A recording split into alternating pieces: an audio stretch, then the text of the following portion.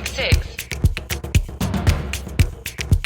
According to a 2018 article he wrote in Arab News, Prince Abdulaziz bin Mohammed bin Ayaf, who was then on the board of the Riyadh Science Foundation and previously mayor of Riyadh, wrote that, quote, although many projects and references highlight the special style of architecture and construction in Riyadh, the term Salmani was never used in the literature, unquote, prior to his article. So the author was saying that he coined the phrase. So if that's true, the term is pretty recent, 2018. But he pointed out, and I think anybody observing, construction in Riyadh over the decades, he pointed out whether the name is new or not, the design ethic behind Salmani architecture has always been a big part of the current King Salman's governing ethic. Now, we know, King Salman has been king since 2015, but as we've talked about in the 966, and many of our listeners know, King Salman served as governor of Riyadh for over 40 years, from 1954 to 2011, and it was the primary driver in just about every aspect of Riyadh's development. It's his baby, really. And during that span, we see Riyadh growing a lot today, but it's had serious growth spurts before. And during that span, Riyadh saw unbelievable growth. I saw an interesting statistic. Between 1977 and 1986, an average of 11,500 building permits were issued annually in Riyadh. Newsweek, US-based Newsweek, labeled it the, quote, biggest construction site in human history, unquote. And when I first came to Riyadh in the mid-'80s, the cranes were everywhere. It's like the national bird. And all the time. But so obviously a lot of this construction was private sector and that sort of thing. But and inevitably, the architecture style was derivative. It often isn't very attractive and wasn't very authentic.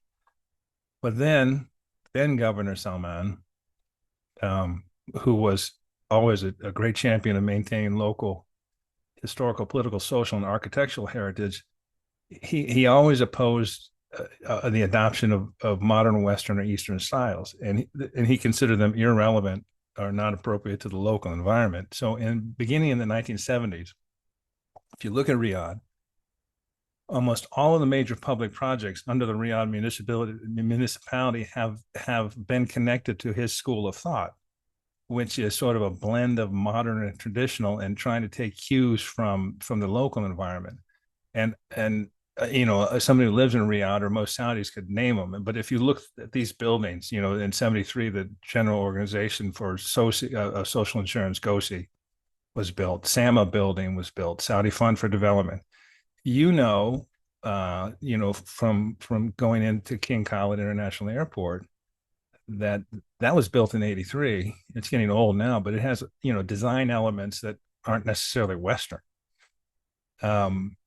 Same thing, Ministry of Foreign Affairs, built in 84. King Saud University, where I worked, built in 84. Diplomatic Quarter, you've seen that. These are all distinctive architectural designs that sort of mix modern and traditional. And so the ethic has been there. And you've heard me sort of rave about it when we've been, moving around Riyadh, Lucian, how much I love the King Fahd National Library, which is a really interesting design that brings in a lot of features. It's beautiful at night. It was built in 1986. So anyway, a quote, Salmani architectural style has existed for some time. But as with so many things, it really took the launch of Vision 2030, which, as we know, Vision 2030 prefers to apply metrics and benchmarks to everything. And part of that was the establishment of what's called the King Salman Charter for Architecture and Urbanism, which was established in 2020. And this is when Salmani architecture really became official policy, even though it was sort of operational policy. And the CEO of that commission, the Architecture and Design Commission, Dr. Sumaya Al-Suleiman, says, quote, and I'll read his thing because it infuses a lot of what's going on now. The launch of this charter is a major step in the development of the architecture and design sector in the kingdom. By creating urban environments that reflect our cultural and natural heritage, we are showing pride in our identity, embracing it for future generations. Our aim is to inspire architects and designers to create innovative and unique designs that tell stories of our past, reflect our national identity, and inspire future generations, unquote. Um, the the charter, there actually are there's six core values of Salmani architecture. I won't go into them, but they're authenticity, continuity, human centricity, livability, and innovation and sustainability. Um, so anyway, it's interesting to me, and it was an education to me because these are things that I feel like I've seen for decades. I hadn't really put a name to it. And it's also interesting because I think most non-Saudis are really more familiar with like things like the Kingdom Tower or the CGI renditions of the line, which are very modernistic in a traditional style. You know what I mean? Mirrors and that sort of thing. But most of the new architecture in Saudi Arabia, particularly in Riyadh, falls into the Salmani architectural style. And apparently, according to some of the articles I read, the quote the term Salmani architecture is in all project briefings these days. So if you're going in and you're pitching an architectural design, it has to fit these core values of Salmani architecture. Um, and you see it like I mentioned the DQ, but Bouguerie Terrace, where you've been, Lucian, it's a very distinctive style. So anyway, I want to circle back to it, but essentially, if you've been in Riyadh and you thought that some of the architecture was unique and something that you hadn't seen before, it is, and it's intentional. I mean, it's Salmani architecture, and I find it very interesting to put a name to it because, as I said, you sense that it was a specific design and type and genre, and I like a lot of it. But and as I did this one big thing, it sort of occurred to me why I like it, and I'll come back to that, Lucian. I'll let you weigh in since Salmani architecture is the theme of the day. Well, Richard, that first of all, that's one of my favorite one big things that you've done All because it was right. complete. Well, just to say, because it's both of us. It's weird. We both saw the word recently used, and it sort of stood out as like, oh, I haven't really seen that word before, but it kind of immediately made sense as to what it was. It Yeah. was the design of Riyadh, and it was the design of Saudi Arabia, sort of an authentic Saudi identity and a visual association with new construction and new things being built. And actually, as we'll talk about later in the episode, the refurbishment of old neighborhoods now in Riyadh will start to sort of get this. You see this too, and you mentioned a lot of the places where this is going, and you see this on the side of the roads at intersections or roundabouts, I guess, or I don't know how they do it with like the circles or whatever, but like you can see that they're building this style of landscaping next to Yeah. highways. And a lot of it includes things that are, like plants that will definitely not die in the sun in the summer, but, look good in the winter. And some of them even flower. We were both there in March, Richard, and it was really cool to see how many flowers there were coming Yeah. out. It was like a Yeah. spring for Riyadh, which is really cool. Um, this is just so good. And I would have looked over this and glanced over this. And had you not done this one big thing, Richard, I would have just assumed that it was just a new name on kind of a general idea of architecture. And then when you told me it was going to be your one big thing, I was like, oh, whoa. So it's like a thing. It's a big thing. And it's actually five things. It's five sort of rules that govern the identity of it. It just is really cool. And as you were talking, Richard, I was thinking too, like this, what stands out about this architecture is that it looks and feels like Riyadh, right? But it wouldn't fit in Washington, D.C. or New York City. If you were to have this in other locations in the world, it would really stand out and be sort of like, whoa, what is that? It's a sort of sand colored building. But in Riyadh, it sort of blends in. It's like the identity. Hmm. And I just think that that's really cool. I mean, if you think about what the identity design of any US city is, there isn't really any one thing. There isn't a theme. Like Washington, D.C., founded fairly late as far as US cities go on the East Coast. The US government just took Greek revival and Greek design, and so all of our federal buildings look like they're right out of Greece, which is kind of, which I mean, because we want to make a symbol of democracy, and that was the original Right. one. But it's just interesting, like that. So we don't really have that. And you think of row houses in DC, and that, but then you have skyscrapers. It's all over the place. And New York City is just, I mean, everything. So there isn't like one identity to any of these cities. But in Riyadh, it's like, oh, we're, if you were to be blindfolded and take it off and look around, you'd be like, oh, we're in Riyadh. Yeah. I can kind of recognize this. So before I kick it back to you, because I want to hear more, but is this specific to Riyadh, or are other areas like the Rua Al Medina project or any of these other sort of new developments that are happening around other cities, are they taking on this architecture? I know Salman was the governor of Riyadh, and Right. like you said, Riyadh is sort of his baby, but does this expand out across Arabia?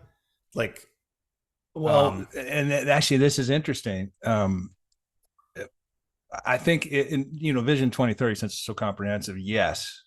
I mean, there are like, for example, the Hajj tents, in Jeddah, and a lot of construction in Mecca, Medina, and Jeddah. The clock tower is an unusual thing. We won't talk about that since it's just so large. It's almost even hard to even internalize it. But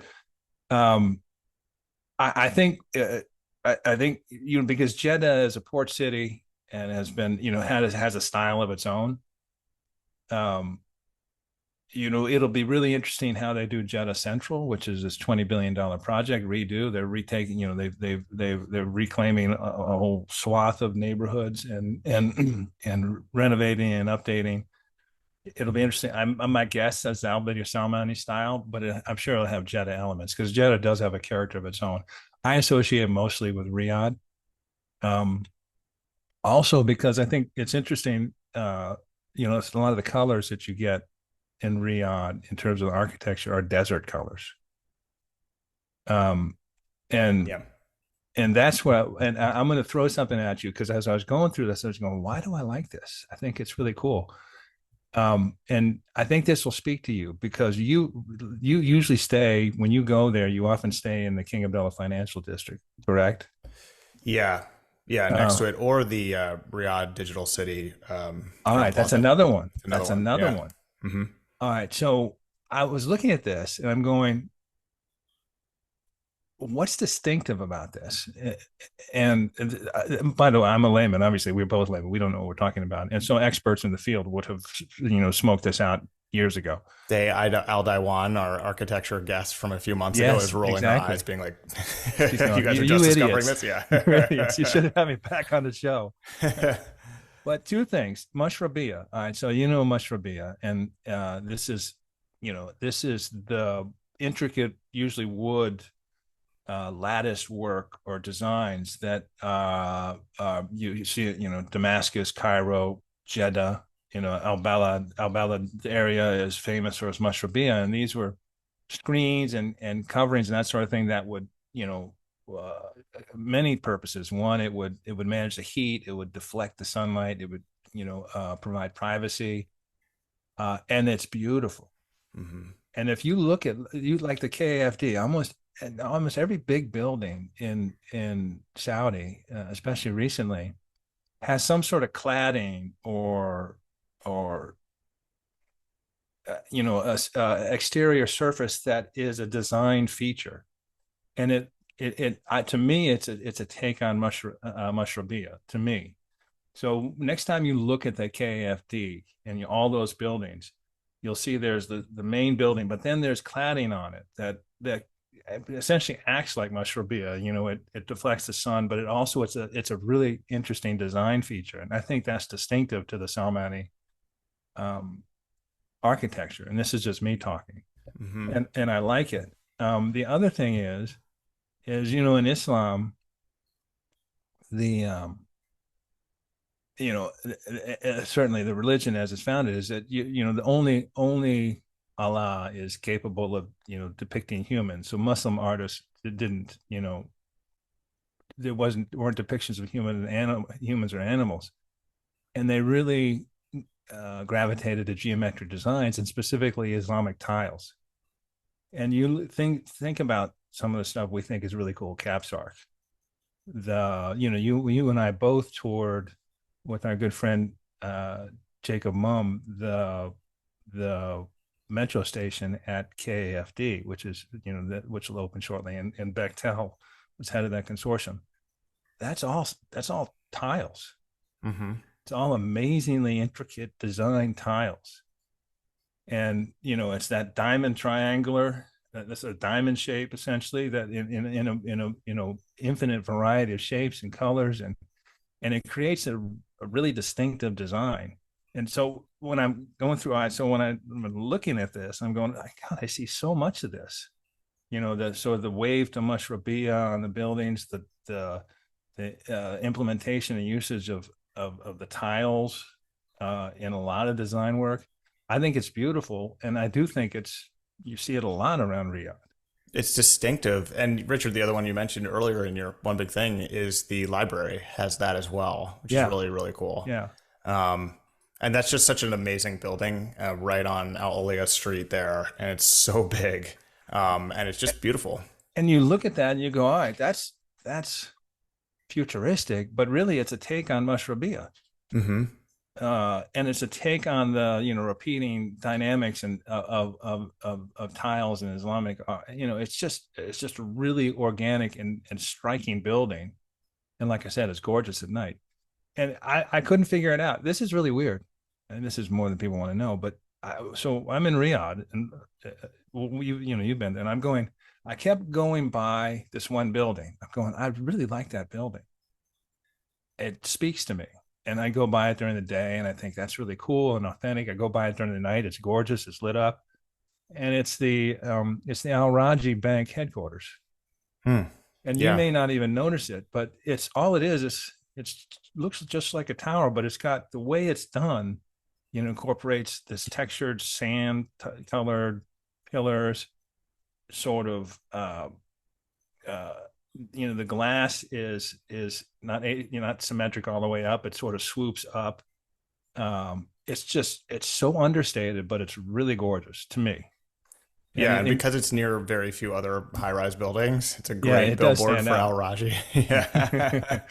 But Yeah, it totally. was, if I don't know, to me that would be very much Salmani architecture, because part of Salmani architecture is not using a lot of elements, using authentic elements and not having a lot of them. Yep.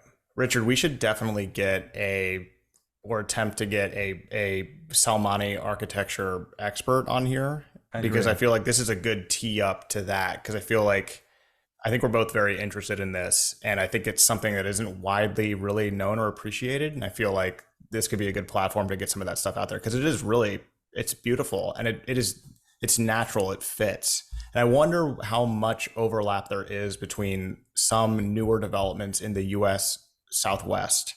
And maybe there's some borrowing going on from the US Southwest from Salmani architecture. They deal with a similar problem of intense heat in the winter, I'm sorry, in the summer, and then rainy seasons a little bit in the winter. So it's, water management and stuff like that. So this is really interesting. And neither of us are architects, obviously. So we're just purely curious about this. And I think it's really cool to get out there. It's a really good one. It is, and I think it's underlying. It's consistent with the Vision 2030, which talks a lot about a cultural identity for Saudi Arabia and promotes the cultural and national identity. Mm-hmm. And it celebrates as so many of the things celebrates things that organic to Saudi Arabia. From coffee to dates to camels to falcons to any number of things. And this is part of it. A homegrown design. And putting a name to it is like anything is important. Absolutely. Yep. And Richard, I would like to have my own architectural style named after me. That would be really cool. The I Ziegler. don't, the Luciani, I guess. I have no idea. I have no idea what it would look like. But if someone was like, do you want that? I'd say yes. And then I'd come up with some sort of plan to be like, do this, like white everything, Well, glass. I don't know. I'm just making it up, but it'd be cool. no, it's funny you mentioned it, the Southwest, because and I lament it because I was part of this research. I was looking at U.S. design because we are infested in the U.S. with this one design, this sort of Lego-like box design. They call it 5/1, Mm-hmm. and almost every new apartment building it has the same ethic. And I was, I guess in 2022, an estimated 420,000 new rental apartments were built in the U.S.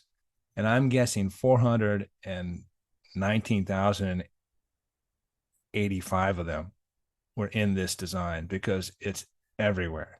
And Yeah. people are upset. And builders are saying, well, we have financial constraints, we have regulatory constraints, and but it's called sort of fast casual architecture, and but now that you've probably noticed it, but I mean, everywhere you go, it's kind of the same template. Yeah. Yeah. Anyway, yes, we need. Oh, I'm looking at a picture here of the Al Raji Bank building. I'll send that to you. It's cool. Yeah, I can see it from the RDC. I see it all the time. It is a cool building. There are a couple cool ones that are not, I'm sure, in the Salmani architecture that probably get no. I mean, like for example, that twisting tower is really cool. I've never really seen that. I call that the DNA tower. Yeah, the DNA, the Helix Tower. Yeah, yeah. That's that's really funny. That's in some of the B-roll, by the way. Our YouTube viewers are treated to each week, so you can see some of these architectural elements will actually be in the normal episodes, but we'll have some special art for our viewers this week. And that digital city where you stay, I mean, it's like a celebration of Mashrabiyah. Mm-hmm. I mean, that all the facades are clad in that in a design frame, and it's really neat. It's cool to stand in the middle of those four buildings. The PIF is in one, and then there's a couple, there's a couple different. There's four of them, and they're exactly the same. You stand in the middle; they sort of feel like they curve up around you. It's really rad. I mean, it's kind of neat. It's really interesting to be right in, but it's also very hot in the summer. So in the winter, there's a bunch of people out there. In the summer, there's not a lot of people on that sandstone sort of courtyard in the middle because it heats up pretty quick. It's like a solar array, it directs all the. That's right. If you stand in the middle, you'll explode in the high sun.